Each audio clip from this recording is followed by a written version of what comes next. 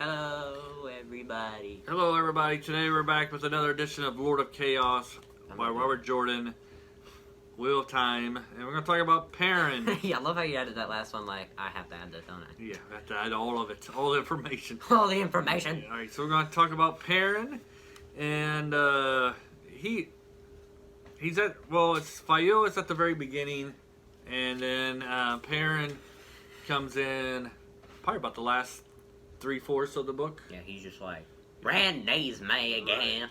So at the beginning, we see that Perrin doesn't really like being a lord. He kind of shrieks his duties of helping of what a lord would do, and he just leaves it all to Fayo, who doesn't like doing it either, especially without Perrin, because it's kind of his job. It's his job, and it's kind of some of the stuff they come up to her for help or trivial. Yes, trivial. And then, so the next time we see Perrin... She's just like, if only Perrin was here, maybe they wouldn't be doing this to me. Just like, they're torturing me again! Yeah. So, the next time we see Perrin is when he meets Rand. And this is the first time in a book and a half that he sees Rand. And he's noticed that Rand some changes. And we get to see another side of Fayo. Well, I guess we get to revisit this side a little bit more when he first sees Min. He picks her up, spins her around. We see that Fayo gets really jealous of him. Fayo is the embodiment of jealousy. She is very jealous.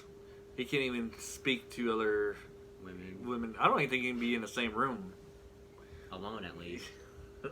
Well, either way, without getting jealous. But Perrin notices some changes in Rand. Rand's a little harder than he was before. Which is probably a good thing, considering how many people want to use him. Yeah. So I guess that's justifiable. But then the great part is when we see him again, he has to meet Fayo's parents. Yeah, when I was so excited for that. I'm just like, oh, he's about to meet the dad. Yeah. And because Fayo is actually, third in line, is it, to be queen? I don't remember what. Her family's royal to be queen. Of what? Sadea. Oh. And Perrin's just a peasant. So it's kind of interesting, like, how was that interaction going to go? I think it goes typically, at first Fayo's... pretty well. Yeah, well, at first Fayo's dad thinks that he just married her because she's royalty. And he was just like... And then he's like, wait, what? Yeah. Well, he knew that they were royalty. Yeah, I mean, at that point, though. But, Yeah. But he was like, well, first you were a merchant... And then you were this, a sheep herder or something. And then after after a while, she told me, and I was like, oh. After a while, she kept on changing your occupation. And I was just like, I think I know where this is. I don't think I know something. Something's all right. Yeah. So she told him. And then he was just like, okay then. Right. And then he was like, well, I don't really care that you are just a farm boy. Or a blacksmith. I don't care that you're really a blacksmith. He cares about, that's what I like about him, is that he doesn't care about the rank, he cares about the person. Mm-hmm. If Perrin was soft and, not good at pretty much of anything, then he would have been like, this is a no. But since Perrin is he is kind of soft, but also, when he gets bad, it's right away! Right. It helps that she called him the killer of Trollocs when she described Perrin to her dad. Yeah, he was like, well, our family's gone soft, so it's good to get somebody who's good to get a Trolloc killer in the family. Yeah, somebody wills the axe. So I was, but we have. But who do you think was rougher, the dad or the mom? I'm being distracted. The mom was pretty rough. She was like, "You will take care of." See, Perrin didn't even do that until the end. He's like, "You stop pointing at me. I will take care of her. I'll make her happy." Yeah, and then that was when she's just like, "Oh, good." Yeah. It was because she has a different way to see men, and the way she sees them is that they need to be hard and tell their wives what to do and handle them because and that kind of rubs off on Fayo. Yeah. Well, that's kind of like you'll find out later. This is a minor spoiler that all the 99% of Sadea women feel that way about their men, that they should be able to handle them. Taking charge, right? So yeah, and then we get to see through Perrin Loyal. How you say his name? Loyal. The Bigfoot guy. Loyal. Bigfoot. The ogre. He's like the Ogier. Yeah, when he finds out that his mom is looking for him with this line, he's like, he's this all is like panicky. kind of wow. He's like, and then he was all flipping out, and then he realized what the name that they said, and then she was just like, he was like, wait, her? Yeah. Well, she might not be bad. She's not too bad, but still, no. Yeah. He's like, it's like after I do what I want to do, then I'll go and do that. But right. So yeah. Honestly, I think Loyal is lucky because the way that he describes the thing is like his mother deliberately chose someone that he liked. Yeah, it doesn't sound like they. Sounds like, well, at least in his case, that the mom tries to pick out a girl that the son actually has some kind of meeting with, repertoire. If I can say that name right, if I can say that word right, but somebody that they meet and actually kind of likes, and that blindly gives them a mate that they never met before or don't get along with. Here is your arch nemesis. Now you shall marry them. Right. So, going back to Perrin, we find throughout the men who's kind of cryptic in her scenes. Not or cryptic. sightings. I think she does She's it like, deliberately, though. I think it's more like she actually doesn't know any other way to explain it. Right. That Perrin has to be there twice to save Rand, and this comes into fruition in the end of this book when Rand is kidnapped by Elidas Aes Sedai. If it wasn't for Perrin, he might have actually got transferred over to the evil Aiel people. Yeah, that was more like what it was going. And with Perrin's point at the end of the book, it's also you also kind of see how the wolves view Rand as well, because like it's described that wolves don't actually really like people all that much. They really like to avoid them. So, and then when Perrin's just like, yeah, you got to help me out, find this like camp, and they're just like, a human camp? Why? And they're just like. They have taken Shadow Killer, and they're just like, what? Yeah. All right, we're going to kill All him. right, let's go. Yeah, so we have a big battle leads to the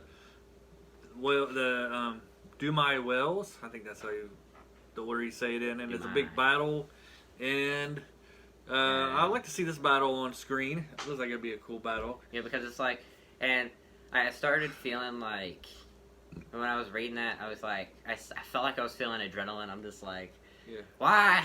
Yeah. I'm reading this and I'm just like, this is cool. Yeah, there's 3 sides of the fight and they're all against each other, so it's great. Except for wait, hold on. What? Okay, I'm good now. I was just regaining myself. Oh, okay. So it's great, and they're my brain kind of left my head for a able to second. rescue Rand, and Rand like stilled 50% of the enemy Aes Sedai. Right, yeah, he goes on a rampage. Once he breaks free of their bond, he goes on a rampage. And which I thought was hilarious, because I'm just like, yeah, that's what you get. Right. And then he has the voice in his head to keep him company. Yeah. And then Perrin's kind of like, the Aes Sedai is coming with Alanon in them to help. Yeah. He's kind of like, I told you guys to stay back, and they went full-fledged into the battle. And it's like, because if they're in safety, they can't fight, because they're not allowed to kill people unless they're in danger. So they have to ride into danger just to... So Alana's like, rational. All the other ones in her party, let's go! Yeah. She's just like, why'd you do that? Yeah. Yep. But, it's... one thing I don't like about it is that it doesn't actually ever show up the wolves again. They show up for like a bit, and it explains them killing some people, and then that's it. And that's the last you ever see of them. I'm like, after the battle, they disappear. I'm like, what? Yeah. Couldn't like... If I'm like, I wish it would have just changed into like Perrin's point of view, and it like at least described them going away, because like I don't know what happened to them. Right. I'm pretty sure they all didn't die, because wolves are like really good. No, they probably just all melted away. Snuck back out. They just kind of went like, okay, we're done, let's go. Yeah, let's get out of here. And so... And I mean, like, even if they did all die, it doesn't really matter, because they'd all be reborn anyways. So, I mean, they're technically not dead. In the dream world. Yeah, because they're not dead, and besides, like, I mean... You just can't see it. So, like, I don't really... So, like, at first I was like I felt like really bad when I saw wolves dying, and then I was like, then like it was Rand and Perrin and Tel'aran'rhiod, and he was seeing these wolves, and then Hopper explained it to him, and I'm just like, oh, well that makes sense now. Right. So I don't really feel that bad when a wolf dies anymore because I know they're just gonna come back. Yeah, but if they die in the dream world, they're gone. If they die in the dream world, they're just like, they're gone for good. They're just like, welcome, Abyss.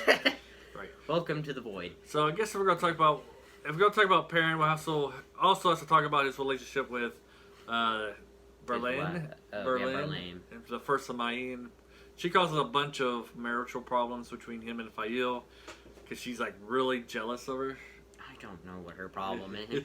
He's obviously married. Yeah, and he really doesn't care anything about the other woman, but because he's always yelling at the other one and giving her that kind of attention, Fael thinks there's something more to it.